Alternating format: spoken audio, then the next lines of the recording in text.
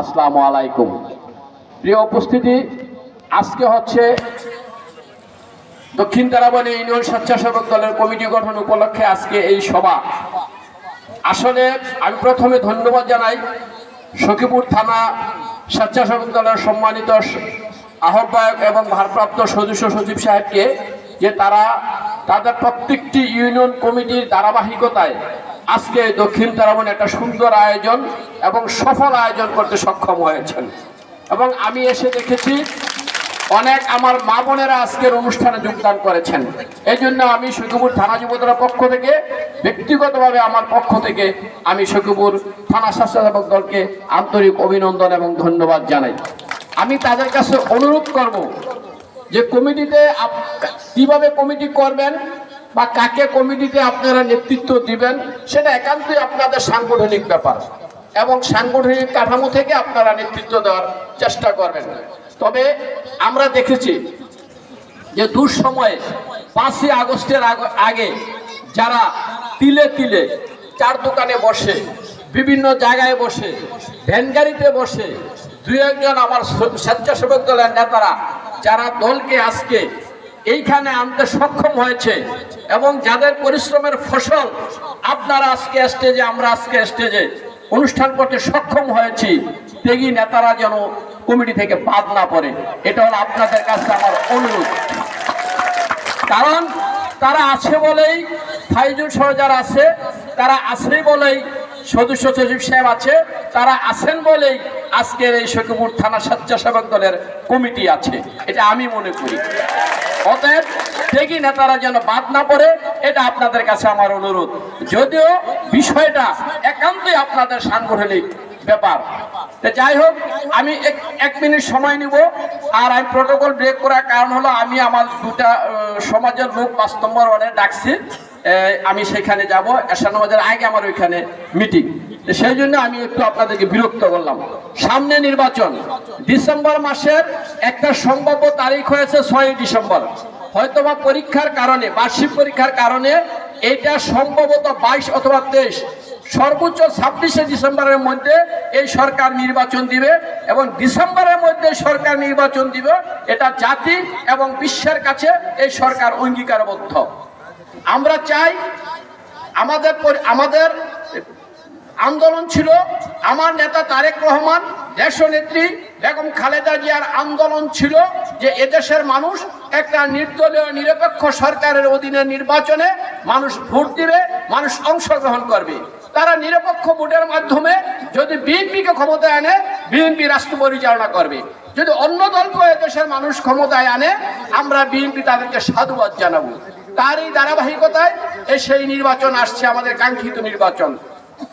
এই নির্বাচন অত্যন্ত স্বচ্ছ এবং এই নির্বাচন অত্যন্ত কঠিন একটা নির্বাচন সামনে আমাদের। তাই আমরা আপনাদের কাছে আমাদের অনুরোধ থাকবে, আমরা ফ্যাসিস্ট সরকারকে হটিয়েছি, আমরা স্বৈরাচারকে বিদায় করেছি, কিন্তু আমাদের সামনে যে আরো কঠিন কাজ হচ্ছে সেটা হলো দেশনেত্রী বেগম খালেদা জিয়াকে এদেশের প্রধানমন্ত্রী করতে হবে। আমাদের প্রধান কাজ হলো শরীয়তপুর 2 নির্বাচনী এলাকা থেকে আমাদের প্রাণপ্রিয় নেতা জনাব শফিকুর রহমান কিরণ সাহেবকে সংসদ সদস্য নির্বাচিত করতে হবে। আমাদের এই লক্ষ্য মাথায় নিয়ে কাজ করতে হবে। তাই আমি এখানে আপনারা যারা জনগণ আছেন, আপনাদের কাছে অনুরোধ থাকবে, আপনারা যেন শফিকুর রহমান কিরণ সাহেবকে বিজয়ী করার লক্ষ্যে আপনারা কাজ করে যাবেন।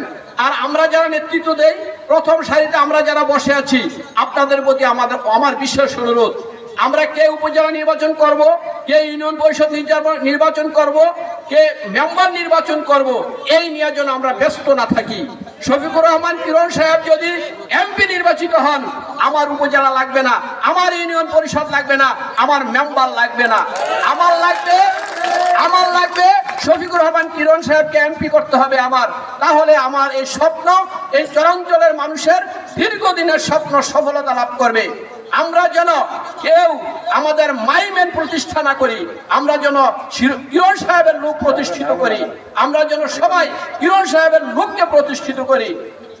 তাহলে হবে আমাদের দীর্ঘদিনের যে আমরা জেল খেটেছি, আমরা মার খেয়েছি, আমরা ঘরে ঘুমাইতে পারি নাই, তার ফসল হতে হবে সেটা।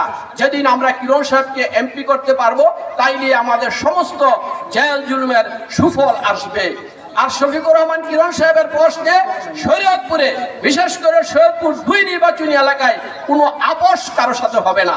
এটা আমাদের কোনো আপোষ কারোর সাথে হবে না শফিকুর রহমান কিরণ সাহেবের ব্যাপারে। কারণ আমরা যারা মামলা খেয়েছি, প্রথম সারির সবাই মামলা এবং জেলমুক্ত হয়েছি।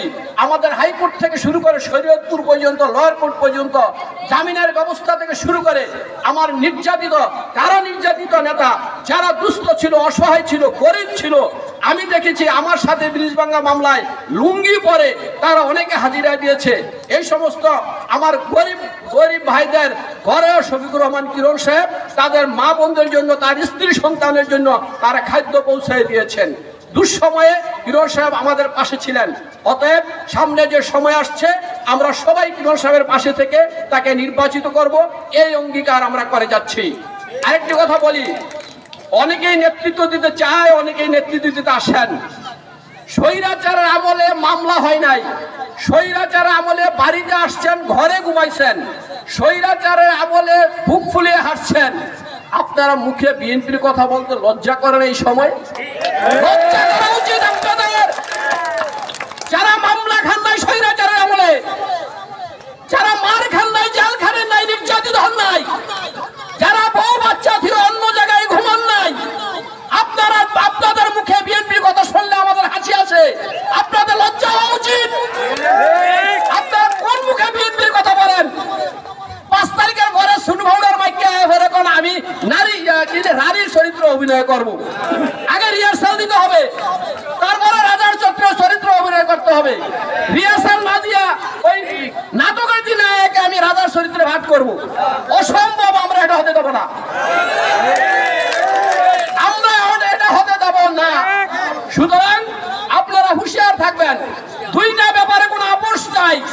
দেশনেত্রী বেগম খালেদা জিয়া, তারুণ্যের অহংকার তারেক রহমান, বাংলাদেশ জাতীয়তাবাদী দল বিএনপি, শফিকুর রহমান কিরণ, শরীয়তপুর 2, এই ব্যাপারে আমাদের কোনো আপোষ নাই, এই ব্যাপারে আমাদের কোনো আপোষ নাই। সুতরাং আপনারা সবাই সজাগ থাকবেন। আগামী নির্বাচন আসতেছে, নির্বাচনের লক্ষ্যে আপনারা আমাদের কাজ করে যেতে হবে। আপনারা সবাই ভালো থাকবেন, সবাই আমার জন্য দোয়া করবেন, আমিও আপনাদের জন্য দোয়া করব। আর আমি বিরক্তি করব না। অনেক নেতৃবৃন্দ আছেন, তারা কথা বলবেন, তাদের কথা শুনবেন। ধন্যবাদ সবাইকে।